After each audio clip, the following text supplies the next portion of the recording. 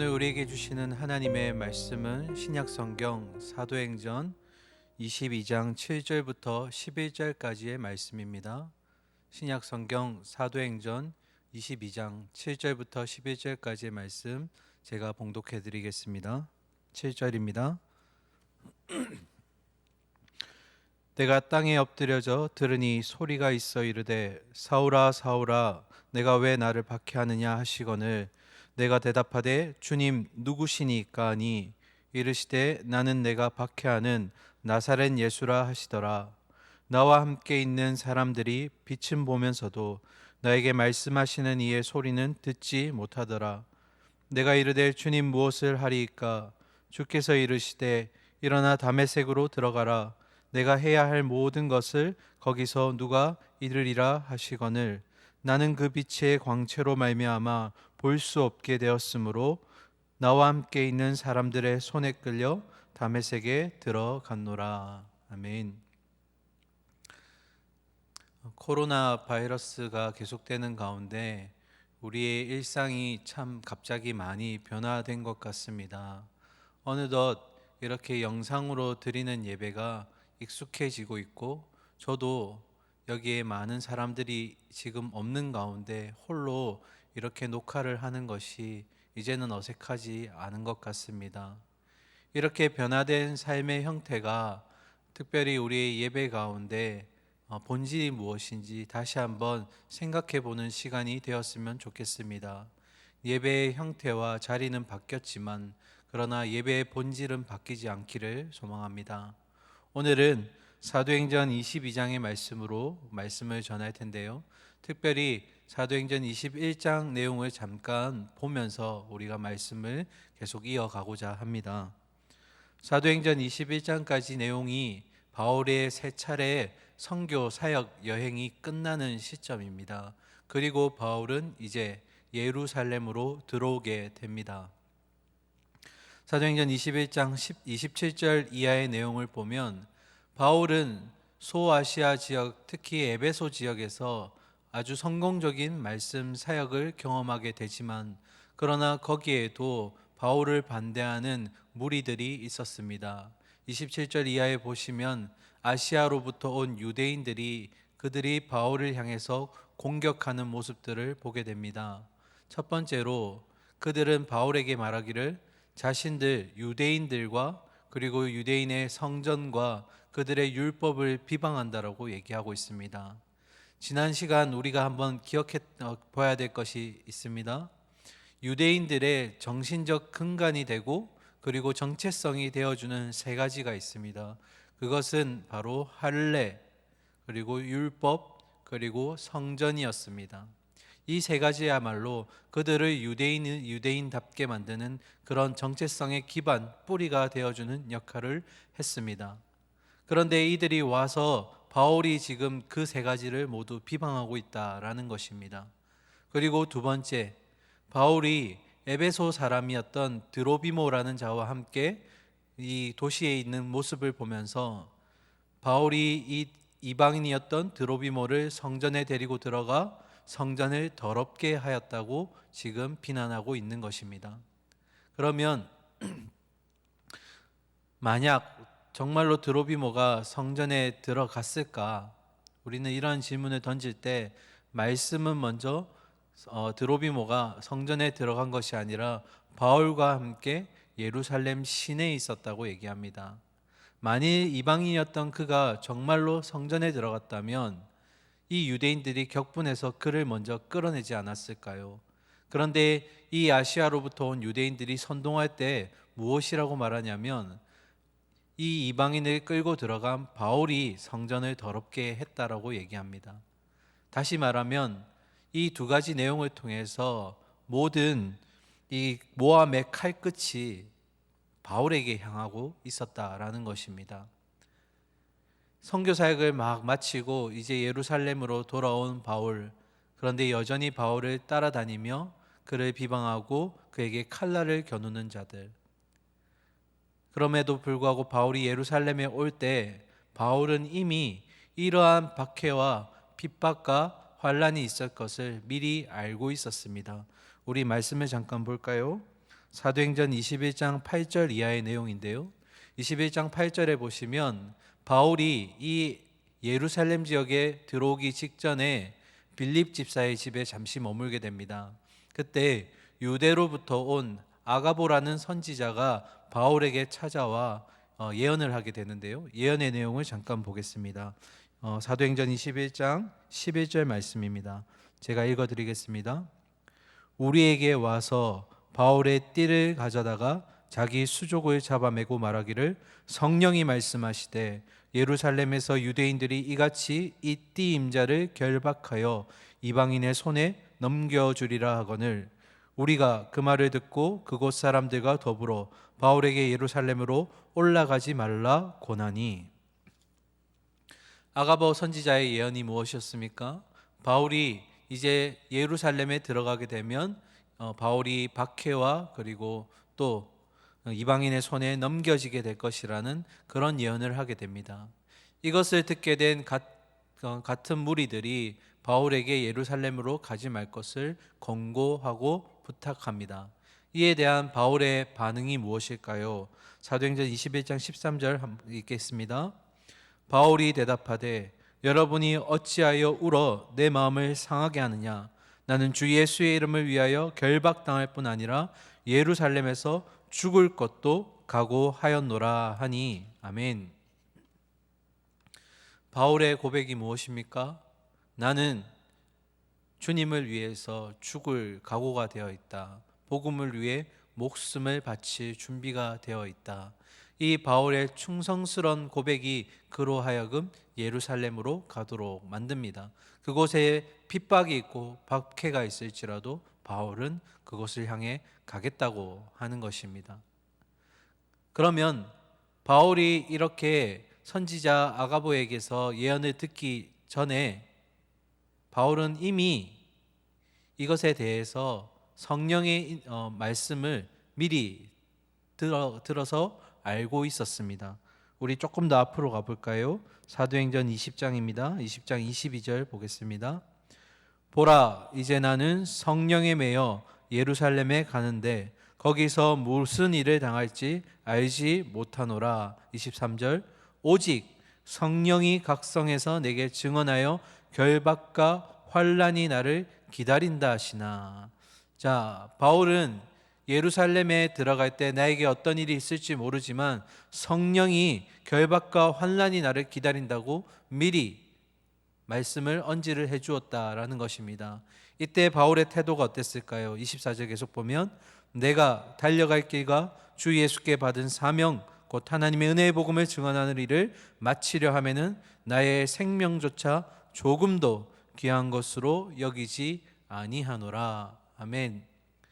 이 구절은 참 유명한 구절이기도 하고 우리가 또 주님의 일을 하면서 본받아야 될 구절이기도 합니다.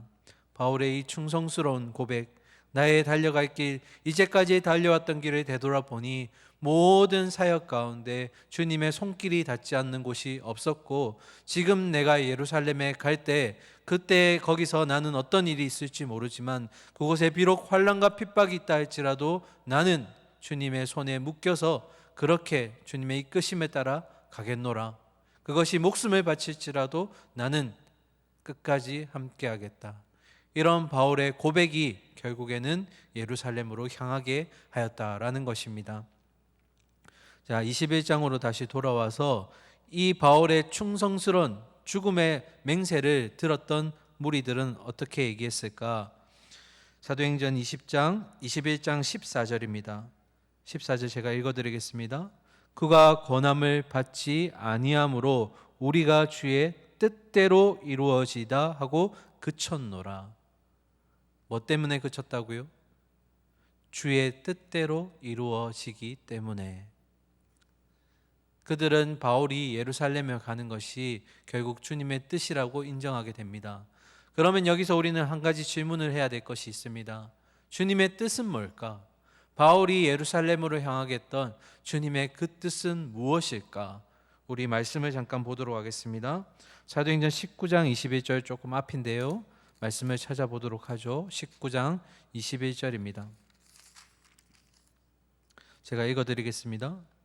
이 일이 있은 후에 바울이 마게도냐와 아가야를 거쳐 예루살렘에 가기로 작정하여 이르되 내가 거기 갔다가 후에 로마도 보아야 하리라 하고. 자, 우리 기억을 한번 더듬어 볼까요? 바울이 선교 사역을 나왔을 때 본인은 아시아 지역으로 가려고 아시아 지역에 대한 선교 확장을 마음에 품고 있었지만 성령이 막으심으로 그는 이 빌립보를 포함해 마게도냐 지역으로 나아가게 되는 모습을 보게 됩니다. 그런데 방금 읽었던 19장 21절에 보면 바울이 예루살렘을 통해서 이제 목적지인 로마로 가고 싶다라고 얘기를 하고 있는 것입니다. 그러면 이 로마 사역에 대해 주님의 뜻은 어떨까? 우리 말씀 한 구절 더 찾아보겠습니다. 23장 11절입니다. 23장 11절. 그날 밤에 주께서 바울 곁에 서서 이르시되 담대하라, 내가 예루살렘에서 나의 일을 증언한 것 같이 로마서도 증언하여라 하리라 하시니라. 아멘. 자, 어떻습니까? 이제는 바울의 뜻이 하나님의 뜻과 일치하는 것을 우리가 발견할 수 있습니다. 사랑하는 우리 청년 여러분, 하나님의 일을 함에 있어서 사역에서 가장 중요한 것은 바로 하나님의 뜻과 마음을 알고 그 가운데 그 뜻과 마음에 순종하는 것입니다. 바울이 하나님이 막으심으로 그곳을 향하지 않았듯이 이제는 바울의 뜻이 로마에 있을 때 그것이 주님과 일치함을 확인하고 바울은 이제 로마로 나아가려고 하는 것입니다. 모든 사역을 함에 있어서 가장 중요한 것은 하나님의 뜻과 마음을 먼저 알고 그리고 나서 그 뜻과 마음에 순종하며 나아가는 것입니다. 자, 21장으로 다시 돌아와서 바울을 대항했던 그 아시아로부터 온 유대인들의 두 가지 이 내용으로 인해서 바울은 변론의 기회조차 얻지 못한 채 주변의 사람들에게 폭행을 당하게 됩니다. 21장 35절에 보면 바울이 너무나 많이 두드려 맞아서 결국에는 스스로 걷지 못하고 끌려가게 됩니다. 이 로마의 상급 관리였던 천부장에게까지 끌려가게 되고 39절 이하부터 22장 전체의 내용이 그 끌려간 자리에서 바울이 이제 자신을 변호하는 내용이 이곳에 기록되어 있습니다. 자, 그러면 우리가 바울의 변호의 내용들을 볼 것인데요. 내용은 이렇게 진행이 됩니다. 먼저 바울이 자신의 과거의 이력을 소개하고 그 다음에 다메섹에서 만나게 된 예수님과의 만남, 그리고 마지막으로 이제 이방인 선교 사역을 나가라는 명령과 그에 대한 순종의 내용들이 이 변호 가운데 기록되어 있습니다. 우리 22장 1절부터 잠깐 보도록 하겠습니다. 1절과 2절입니다. 부형들아, 내가 지금 여러분 앞에서 변명하는 말을 들으라. 그들이 그가 히브리 말로 말함을 듣고 더욱 조용한지라. 이어 이르되. 자, 부형들아, 바울이 지금 주변에 서 있는 유대인들 가운데 나의 아버지가 되고 나의 형제들이 되는 여러분이여 하고 먼저 인사를 건넵니다. 사실 여기에 모여있는 자들은 바울을 비방하고 바울에 대해서 굉장히 좋지 못한 심기, 불편한 심기를 가지고 있는 자들입니다. 그들에게 바울이 뭐라고 하는 겁니까? 여전히 나는 당신들과 한 혈통이고 가족이라는 것을 지금 말하고 있는 것입니다. 그런 가운데 히브리 말로 그가 얘기했다고 하였는데 여기서는 정확하게 히브리어라기보다는 유대인들이 생활 속에서 잘 사용했던 아람어를 아마도 바울이 유창하게 했을 것 같습니다. 그가 유창하게 아람어를 하는 모습을 보고 주변에 모여있던 군중들이 그의 말을 경청하기 시작합니다. 그러면 이제 바울은 어떤 말로 자신을 경청하게 하였을까? 3절 말씀 보겠습니다. 나는 유대인으로 길리기아 다소에서 났고 이성에서 자라 가말리엘 문화에서 우리 조상들의 율법에 엄한 교훈을 받았고 오늘 너희 모든 사람처럼 하나님께 대하여 열심히 있는 자라. 자, 첫 번째 유대인이라고 하였습니다. 우리 빌립보서 3장에서 바울의 이전의 모습을 보았습니다. 이 유대인, 할례라는 전통적인 혈통에 의해서 이어지는 유대인, 그들은 다른 무엇과도 섞이지 않는 순수 혈통. 그래서 바울은 자신을 고백할 때 히브리인 중에 히브리인이라는 고백도 하기도 하였습니다. 바울은 지금 무엇을 강조하는 겁니까? 나는 이스라엘 12지파 중 베냐민 지파로서 순수한 혈통인 유대인입니다. 그리고 이어서 길리기아 다소 지역 출신입니다. 이 길리기아 다소는 소아시아 지역, 지금의 터키 지역 남부에 있는 길리기아 주 안에 다소라는 수도가 있었습니다. 그게 무슨 말입니까? 바울이 이 지역에서 출생하였다라는 것입니다. 이 지역이 나중에 로마의 지역이 되면서 이 지역에서 태어난 사람들은 로마의 시민권을 받게 됩니다. 그래서 바울도 이 지역에서 출생함으로써 바울 또한 로마의 시민권을 부여받게 됩니다. 세 번째, 이 성에서 자라. 지금 바울이 있는 곳이 바로 예루살렘이고 그 성 안에 있는 것입니다. 무슨 말일까요? 태어나기는 이방인 지역, 다소 지역에서 태어났지만 자라기는 이 예루살렘 지역에서 자랐습니다. 이어서 네 번째, 가말리알 문화에서 우리 조상들의 율법의 엄한 교훈을 받았다.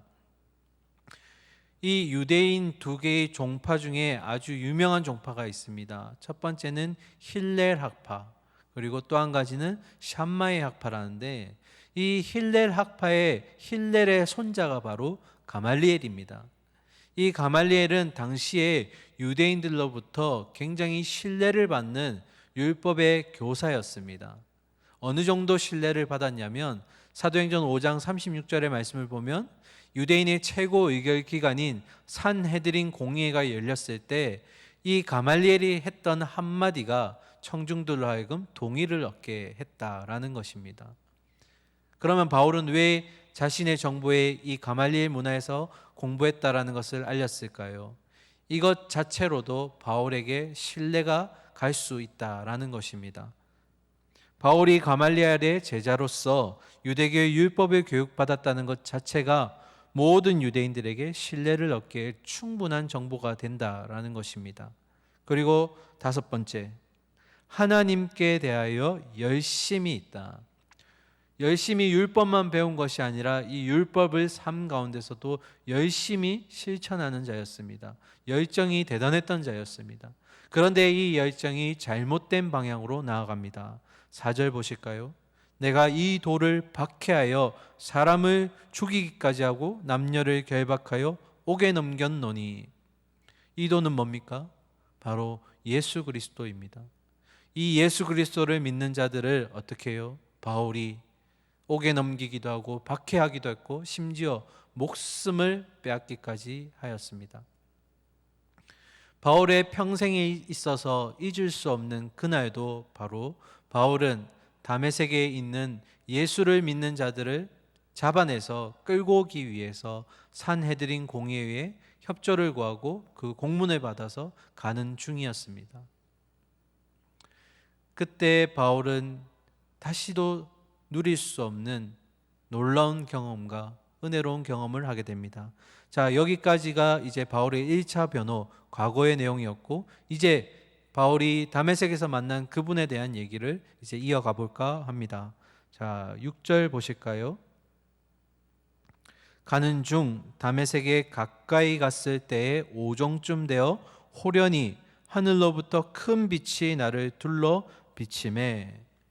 자, 하늘로부터 빛이 비쳤고 하늘로부터 이제 소리가 들립니다. 7절, 내가 땅에 엎드려져 들으니 소리가 있어 이르되 사울아 사울아 내가 왜 나를 박해하느냐 하시거늘. 8절, 내가 대답하되 주님 누구시니까 하니 이르시되 나는 내가 박해하는 나사렛 예수라 하시더라. 9절, 나와 함께 있는 사람들은 빛을 보면서도 나에게 말씀하시는 이의 소리는 듣지 못하더라.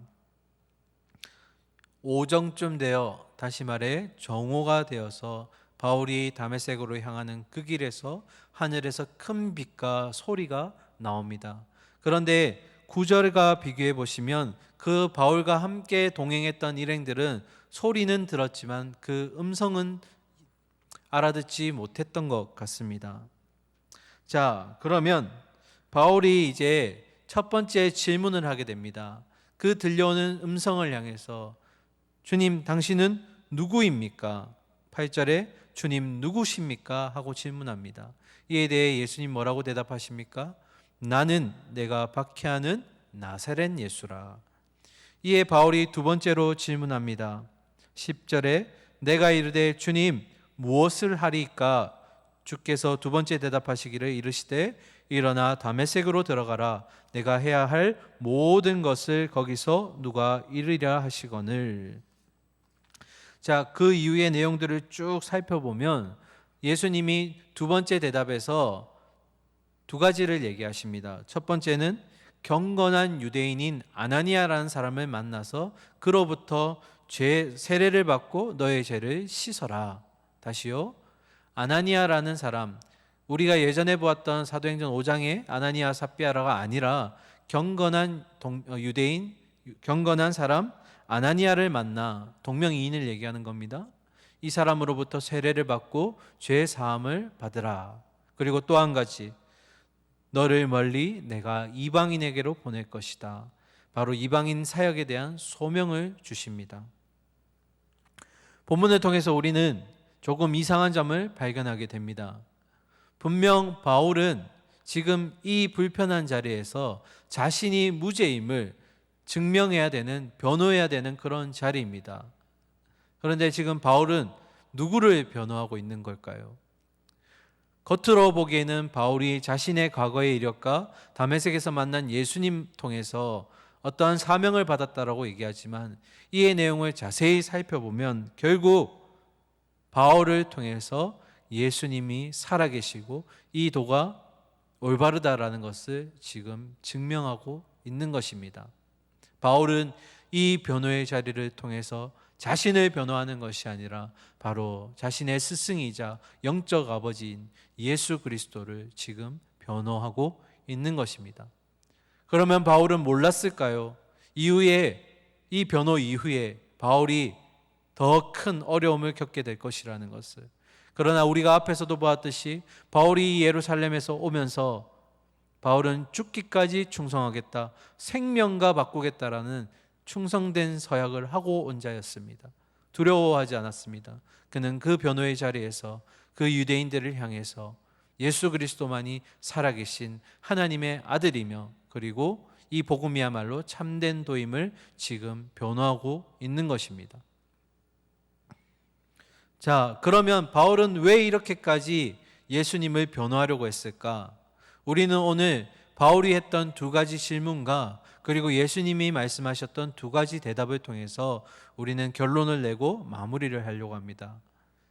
첫 번째, 바울이 예수님을 향해 질문했습니다. 당신은 누구이십니까? 바울은 예수님을 향해서 굉장히 좋지 못한 마음들을 가지고 있었습니다. 예수님을 알기 전까지 그는 예수를 믿는 자들을 박해하였고 또 감옥에 가두려고 하였고 목숨까지 빼앗으려고 하였습니다. 바울은 왜 그렇게 했을까요? 얼마나 박해가 심했으면 예수님이 자신을 소개하실 때 네가 박해하는 이라는 단어를 쓰십니다. 이와 관련해서 우리가 말씀 구절을 잠깐 보려고 합니다. 신명기 21장입니다. 우리 구약성경 신명기로 한번 가보도록 하겠습니다. 신명기 21장 22절과 23절입니다. 22절과 23절 사람이 만일 죽을 죄를 범함으로 내가 그를 죽여 나무 위에 달거든 그 시체를 나무 위에 밤새도록 두지 말고 그날에 장사하여 내 하나님 여호와께서 내게 기업으로 주시는 땅을 더럽히지 말라. 나무에 달리는 자는 하나님께 저주를 받았음이니라. 아멘. 신명기에 지금 규정에 뭐라고 되어 있습니까? 나무에 달려 죽는 자는 하나님께 저주를 받은 자다. 누구보다 율법에 충실했고 율법을 알고 잘 지키려고 했던 바울은 예수님이 하나님의 아들이라고 자신을 소개하시는 것도 신성모독일진데 심지어 마지막에 돌아가실 때 나무에 달려 돌아가는 하나님께 저주받은 자라는 것을 기억하면서 이 예수야말로 하나님의 아들이 아니라 거짓 선지자 또는 거짓말쟁이로 생각하였을 것입니다. 그러면 이제 여러분에게 질문을 하나 할까 합니다. 만일 여러분이 그 자리에 있었다면, 바울과 같은 어떤 그런 자리에 있었다면 여러분은 예수님을 하나님의 아들이라 고백할 수 있었을까요? 율법에 적혀 있는 대로 나무에 달려 죽은 자는 저주받은 자라고 하였는데, 여러분은 그때 예수가 주라고 그리스도라는 고백과 생명을 바꾸는 그런 사역을 할 수 있을까요? 두 번째, 예수님은 자신을 소개할 때 이렇게 소개하십니다. 나사렛 예수다. 왜 굳이 하필 나사렛이라는 지명을 밝히셨을까요? 자, 우리 마태복음 2장 23절로 잠깐 가보겠습니다. 마태복음 2장 23절입니다. 자, 함께 성경을 찾으면서 보도록 하겠습니다. 마태복음 2장 23절 같이 읽을까요? 나사렛이란 동네에 가서 사니 이는 선지자로 하신 말씀에 뭐라고요? 나사렛 사람이라 칭하리라 하심을 이루려 함이라. 아멘. 예수님이 바로 메시아이심이 구약의 선지자들이 예언할 때 나사렛에 나신다라는 이 구절을 응하려 하게 위함이었다고 기록되어 있습니다. 다시 말하면 율법에 기록된 대로 예수님이 그 메시아이심을 성취하셨다라는 겁니다. 여기서 우리는 잠깐 한 가지 생각해 봐야 될 내용이 있습니다. 당시의 유대인들은 지극히 메시아를 기다렸습니다. 그런데 문제는 그들이 생각하고 그들이 기대했던 메시아는 다윗과 같이 전쟁에 능하고 힘의 논리로 이것을 제압할 수 있는 그런 멋진 용사와 같은 메시아를 기다리고 있었다라는 것입니다. 그런데 그거에 비하는 나사렛이라는 이 동네는 그 메시아가 나오기에는 턱없이 부족해 보입니다. 나사렛은 갈릴리 북부 지방의 한 작은 시골이었는데 이 이방인의 도시와 가까이 있기 때문에 유대인들은 나사렛을 떠올릴 때 이방인 지역처럼 떠올리게 됩니다. 그래서 이 나사렛을 생각할 때는 세 가지 단어가 함축되어 나옵니다. 첫 번째는 경멸, 그리고 두 번째는 조롱, 세 번째는 멸시. 이 나사렛을 떠올릴 때 유대인들은 이 동네라는 자체로 멸시하고 조롱하고 그리고 경멸했다라는 것입니다.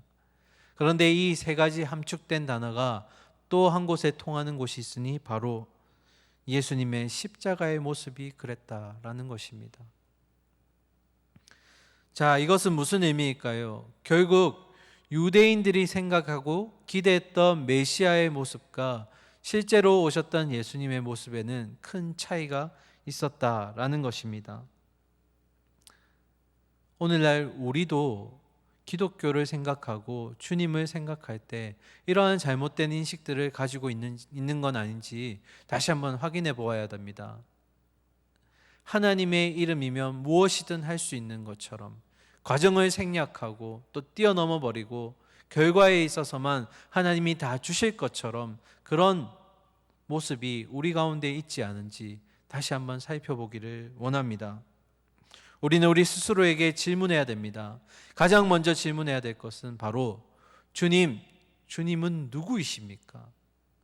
주님은 나에게 누구로 소개가 되어집니까? 사랑하는 우리 청년 여러분, 주님을 알아야 나를 알 수가 있습니다. 또 주님을 알아야 나의 소명이 무엇인지 알 수가 있습니다. 우리가 해야 될 첫 번째 질문은 바로 바울처럼 주님 누구이십니까? 주님은 나에게 누구이십니까? 라는 질문이 있어야 한다라는 것입니다. 두 번째, 예수님은 바울에게 두 가지의 내용을 전하십니다. 다시 돌아와서 22장의 18절을 보시면 봄에 주께서 내게 말씀하시되 속히 예루살렘에서 나가라. 그들은 내게 대하여 증언하는 말을 듣지 아니하리라 하시거늘. 이어서 말씀 한 구절 더 볼까요? 21절입니다. 나더러 또 이르시되 떠나가라 내가 너를 멀리 이방인에게로 보내리라 하셨느니라. 아멘. 이제 예수님이 뭐라고 말씀하십니까? 바울의 두 번째 질문, 주님 내가 무엇을 해야 할까요? 라는 질문에 예수님의 대답은 이제 이 예루살렘으로 떠나 진리가 없는 세상 가운데로 조롱과 경멸과 그리고 멸시가 가득한 그곳으로 나아가 빛된 복음을 전파하라, 이렇게 명령을 주셨습니다. 사랑하는 청년 여러분, 주님이 누구이신지 아는 것, 그것이 중요한 이유는 바로 그 다음 주님께 내가 무엇을 해야 합니까? 라는 질문이 이어져 나온다라는 것입니다. 바울의 모습이 어땠을까요? 이전까지 예수님을 만나기 전에 이전의 바울의 모습은 본인이 열심히 본인이 하고 싶은 대로 하는 열심이었습니다. 그래서 잘못된 방향으로의 열심이 오히려 예수를 믿는 자들을 박해하였고 목숨을 빼앗는 일까지 하게 되었습니다. 그러나 이 다메섹 도상에서 예수님을 만나고 예수님이 누구이신지 알게 된 바울은 모든 생각과 말과 행동과 가치관이 주님 중심으로 바뀌게 되었습니다. 그리고 그에게서 나온 질문이 무엇입니까? 주님, 내가 무엇을 해야 할까요? 오늘날 이것을 해야 함에도, 이러한 질문들을 해야 함에도 우리는 질문하지 못하는 두 가지 실수를 범합니다. 첫 번째는 주님, 내가 주님이 누구인지 알기 원합니다. 주님은 누구이십니까? 라는 질문과 내가 무엇을 해야 합니까? 라는 두 가지 질문을 하지 않는다라는 실수. 그리고 또 한 가지는 이 질문의 순서를 바꾸어서 주님이 누구인지는 관심이 없고 주님, 나 이거 하고 싶어요, 하게 해주세요, 주세요라는 이러한 과정이 없는 그냥 주님께 구하는 그런 실수를 범한다라는 것입니다. 사랑하는 청년 여러분, 오늘 우리는 아주 중요한 지금 대목에 와 있습니다. 주님을 참되게 아는 것이 바로 내가 누구인지를 아는 기반이 되는 것이며, 주님이 누구인지를 알 때 바로 나의 사명과 나의 삶이 어떻게 나아가야 될지를 알게 된다라는 것입니다. 다시 한번 이 말씀을 통해서 우리가 질문합시다. 주님, 주님은 나에게 누구이십니까? 그리고 주님, 내가 무엇을 해야 하겠습니까? 무엇을 해야 주님의 영광이 되고 주님께 기쁨이 되겠습니까? 사랑하는 청년 여러분, 이 두 가지의 질문이 여러분의 신앙의 정체성을 굳건하게 하고 근간이 되어주기를 소망합니다.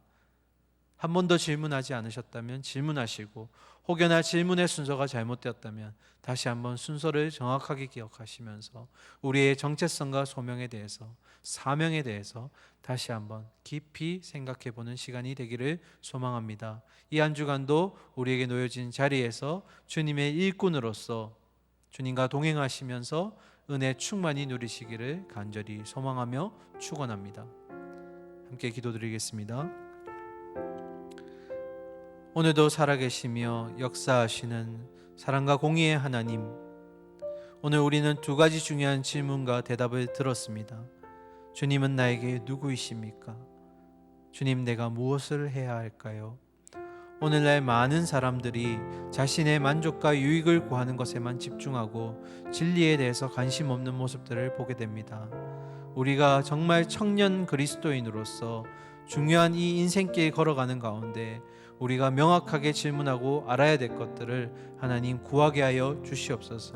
주님이 나에게 어떤 분인지를 깨닫게 됨으로써 내가 어떤 사람인지, 어떤 사명을 받고 이 땅에 왔는지를 깨닫게 하시며 나에게 주어진 삶의 자리에서 내가 어떻게 살아가야 될지를 다시 한번 생각하며 기억하며 하나님 주님 중심의 삶을 살아갈 수 있는 우리 청년들 되기를 소망합니다. 하나님, 우리가 흩어져서 지금 각자의 자리에서 예배를 드리고 있습니다. 거기에도 이미 주님은 임재하고 계신 줄 믿습니다.